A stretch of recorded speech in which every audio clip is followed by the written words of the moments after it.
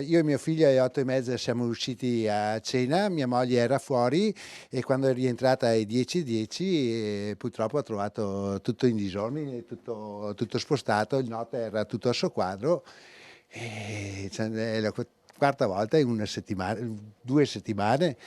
Adesso inizia a diventare un po' insostenibile la storia. 4 furti nell'arco di 10 giorni tra casa e lavoro. Non c'è pace per la famiglia Pizzol di San Fior di Sotto, caso estremo di un vero e proprio stillicidio. All'inizio della scorsa settimana, a finire nel mirino con altre case e attività, era stata per 2 notti consecutive la ferramenta di famiglia, poi il ritorno dei ladri, stavolta nell'abitazione che si trova poco distante dal negozio. Sono entrati a piano terra dal retro. Il balcone era aperto, il vetro era là, presumo, ecco guarda, ci sono ancora le impronte dei malviventi e dopo sono andati dappertutto, in garage, nella stanza dove mia moglie stira, nel reparto notte, là hanno messo tutto a soqquadro. Una volta al piano di sopra i ladri si sono impossessati di alcuni gioielli di famiglia, poi lo sfregio nella camera di Massimo, il figlio morto in un incidente stradale nel 2018, poco più che maggiorenne. Abbiamo sempre più o meno mantenuta così, anche perché noi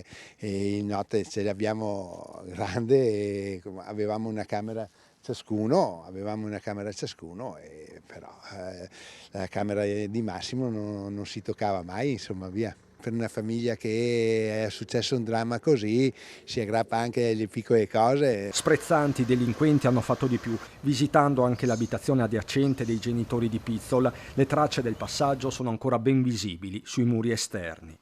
Che i miei genitori non si sono accorti ieri sera, perché loro vivono sotto, l'appartamento sopra è sfitto, diciamo, e questa mattina quando sono andati su per fare le pulizie e così hanno trovato la porta sfondata. Il duplice episodio è stato denunciato sia a carabinieri che polizia, con il sospetto che i ladri stiano spiando i movimenti del figlio Marco, titolare della ferramenta. Non so se tengono d'occhio mio figlio, forse immaginavano di trovare l'incasso della serata, non lo so dirle, però il dubbio c'è, insomma. Fortunatamente non li abbiamo mai incontrati, riguardarsi è peggio, siamo contenti che non ci facciano del male e conviviamo così.